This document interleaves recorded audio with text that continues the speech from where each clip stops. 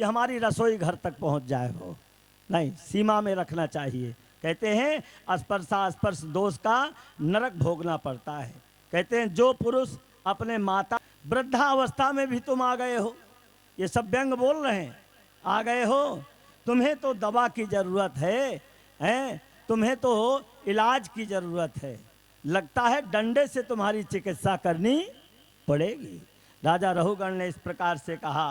कहते हैं जब कुछ देर बाद फिर पालकी ऊंची नीची हुई तो राजा को जोर से धक्का लगा, तो राजा को भारी और क्रोध आ गया। राजा और अटपट करने लगे, डांटते हुए, तू मेरा निरादर करता है, तू तो जीता ही मुर्दा जान पड़ता है, मैं तेरा स्वामी हूँ, तू मेरा निरादर करता है।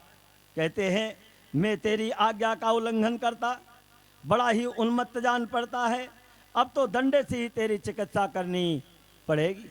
जब इस प्रकार से कहते हैं, हे राजन, तुमने जो भी कुछ कहा वो ठीक कहा।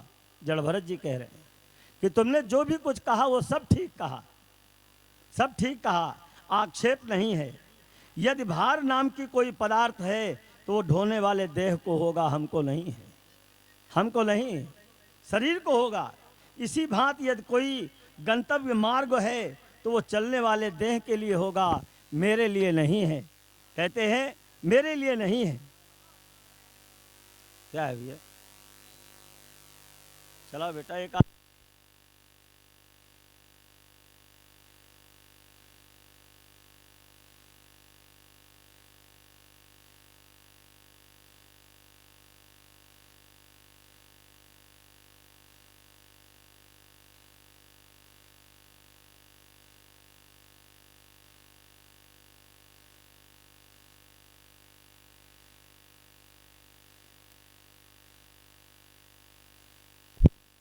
एक आदमी वहीं बैठा दो, तुम यहाँ मत बैठाओ, वहीं बैठाओ। कहते हैं ध्यान से सुनना, ठीक है, आक्षेप नहीं, देव को होगा। इसी भांति यदि कोई गंतव्य मार्ग है तो वो चलने वाले देह को होगा, हमको नहीं है। मैं चेतन आत्मा हूँ, मेरा देह से कोई संबंध नहीं है। जड़भरत जी कह रहे हैं देह से कोई संबंध नहीं। जैसे जल में रहते हुए कमल पत्र का जल से संबंध नहीं है, वैसे आत्मा का इस शरीर से कोई संबंध नहीं है। दुर्लभो मानसो देहो देही नाम क्षण भंगुरा। ये पंच भौतिक शरीर तो यहीं छूट जाएगी, लेकिन आत्मा जो है इसमें से निकल करके परमात्मा के पास पहुंच जाएगी। इससे शरीर का कोई संबंध नहीं है। जब जीव आत्मा शरीर से निकल जाती है तो शरीर तो यहीं पड़ा रहता है, फिर उसको काम में क्यों नहीं लेते हो? फिर उसको काम में क्यों नहीं लेते हो? फिर उसको क्यों नहीं बुलाते हो? फिर उसको क्यों नहीं खिलाते हो? फिर क्यों नहीं उसको चलाते हो? क्यों? इस प्रकार से कहते हैं महाराज मेरे लिए नहीं। अतः आत्मा के श्रम आदि की कल्पना सर्वथा मिथ्या बताई गई है। कहते हैं इसी प्रकार ये मोटा पतला ये व्यवहार देह में होता है, आत्मा में नहीं। कहते हैं विद्वानों का मत है। इसी प्रकार स्थूलता कृष्णता आदि व्याधि भूख प्यास आदि देहाभिमानी जीव को है, हमको नहीं है। कहते हैं नहीं है, मुझे नहीं, ये श्रम आदि केवल व्यवहार मात्र है, इनमें सत्यता नहीं है, मेरी आत्मा से इनका कोई संबंध नहीं है। कहते हैं उत्पन्न और नष्ट होने वाला यदि संपूर्ण जगत ही जीवन मृतक कहा गया है तो आत्मा के प्रति ऐसी कल्पना करना भी संभव नहीं है। क्या तू आटे से गेहूं बना सकता है? कह रहे हैं क्या आटे से तू गेहूं बना सकता है? गेहूं से तो सभी आटा बना देते हैं, लेकिन तू आटे से अगर गेहूं बना ले तो मैं समझ जाऊं कि तू कुछ करने में समर्थ होता है। राजा रहुगण ने जब इतना कहा कि आटे से गेहूं बना सकता है, क्या तू चला है बात करने के लिए, चला है ज्ञान देने के लिए? क्या इससे पहले तू राजा था? क्या तू मरने के बाद फिर दोबारा राजा बनेगा? क्या तू किस योनि में था? तुझे कुछ पता है क्या? चला है तू ज्ञान देने के लिए। ताड़ से राजा रहुगण गिर गए, आकर के पालकी से कूद करके नीचे आए तो जनेऊ पहने हुए देखा, ब्राह्मण मालूम पड़े ये तो साक्षात ब्राह्मण हैं।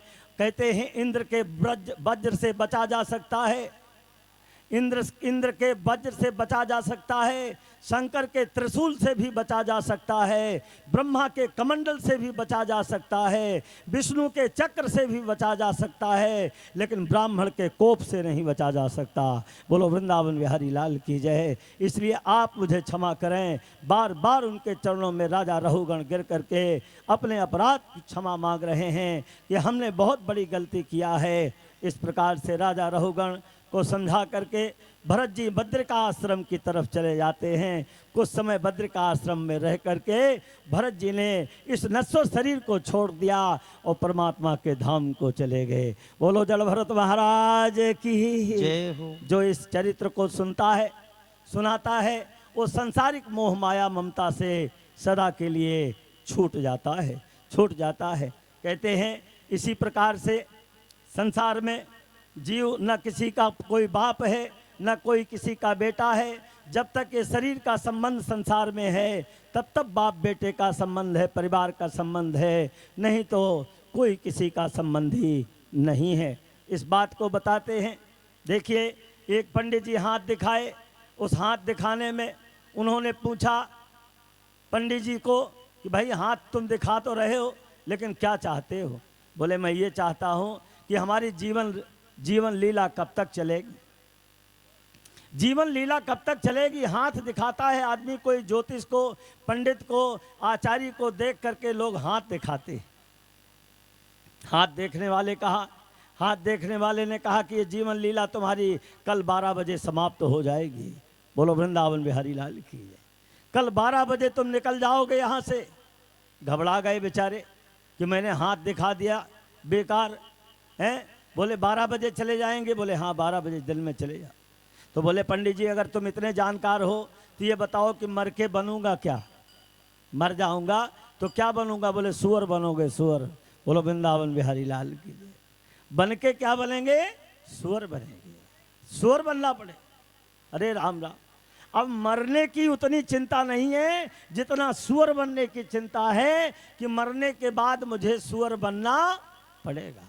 अगर ये चिंता जीव को हो जाए कि शरीर को त्यागने के बाद हमें क्या कहाँ जाना पड़ेगा, तो बोले कर्म के अनुसार जाना पड़ेगा। जैसा कर्म करोगे वैसी योनि मिलेगी। तो बोले महाराज अच्छा, जब मुझे सुअर बनना पड़ेगा, घबरा गए। तो बोले अच्छा बताओ किस रंग के बनेंगे? बोले काले और धोरे रंग के बनोगे। अच्छा बोले कहाँ बनेंगे? बोले गांव में ही बनोगे, बाहर नहीं बनोगे। अब गए घर पर गए तो बड़े उदास थे। कल दोपहर में चले जाएंगे, गाड़ी छूट जाएगी। अब इतने उदास थे बेचारे, रो रहे। पत्नी रोने लगी, बच्चे रोने लगे, घर में सब रोना गाना हो गया। अब एक दिन तो छोड़ के जाना ही है, संसार छोड़ के जाना है। बोले भाई रोना धोना बंद करो, एक बात करना बेटा, मैं सुअर बन करके जब आ जाऊं तो तुम समझ लेना कि हमारे पिताजी आ गए, और हम तुम्हारी तरफ ही देखेंगे आकर के। सुअर बन के आएंगे तो हम तुम्हारी तरफ देखेंगे, तुम जान जाना कि हमारे बाप आ गए। और तुरंत बेटा तुम बंदूक उठा करके गोली मार देना, छोड़ना मत। बस कारण कि मैं जब सुअर बनूंगा तो सबसे पहले तुम्हारे पास ही आऊंगा, जिससे मैं खराब चीज़ों से बचा रह जाऊं। तुम तुरंत मार देना, ये शरीर मेरी छूट जाएगी। ये नहीं जान रहे हैं कि अकाल मृत्यु में जो जाता है वो 1000 वर्ष का प्रेत बनता है। गोली मारने से अकाल मृत्यु मिलेगी, लेकिन वो चाह रहे हैं कि मैं सुअर योनि नहीं चाहता हूं। अगर सुअर योनि नहीं चाहते हो तो वैसा कर्म करो कि तुमको गाय की योनि मिल जाए, मनुष्य की योनि मिल जाए। कर्म के अनुसार ही योनियां निर्धारित की गई हैं। जो जहां चाहता है, जैसे अपना जीवन अभी मनुष्य योनि में है, तो ये शरीर जहां मन लगा देगा अपना, अपन को जाना तो वहीं पड़ेगा ना। इसीलिए संसार का सिस्टम चल रहा है कि जहां जिसका मन लगा है वहीं उसको भेज दो, वहीं उसको जाने दो। जैसे रहट चलती है ना, कुएं में रहट पहले नीचे जाती है, फिर ऊपर आती है, फिर नीचे जाती है, फिर ऊपर जाती है तो पानी फेंकती है। इसी क्रम से ये संसार का क्रम चल रहा है। कभी कोई नीचे जाएगा, कोई ऊपर आएगा, कोई ऊपर जाएगा तो फिर कोई नीचे आएगा। ये रहट का सिस्टम है संसार में। जीवन एक रहट है। कहते हैं इस प्रकार से जैसे वो बन करके आए, सज धज के आ गए बन करके, और सुअर बन करके आ गए भैया, सजना धजना क्या है। और सुअर बन के जब आए 6 महीना बाद मर गए, 12 बजे चले गए, सही टाइम पे गए, जब पंडित जी ने बताया था तो उसी समय चले गए और सुअर बन के आए भैया। और सुअर बन के आए तो माता ने कहा, अरे भैया बेटा देख तेरे बाप आएंगे, देख तेरे बाप तुरंत जैसे छत पे बैठा था लड़का, बंदूक उठाया और जैसे मारने के लिए चला, मारने के लिए चला, सिट डाउन हो जाओ सब लोग यहीं बैठ जाओ, मारने के लिए चला, तैसे जो है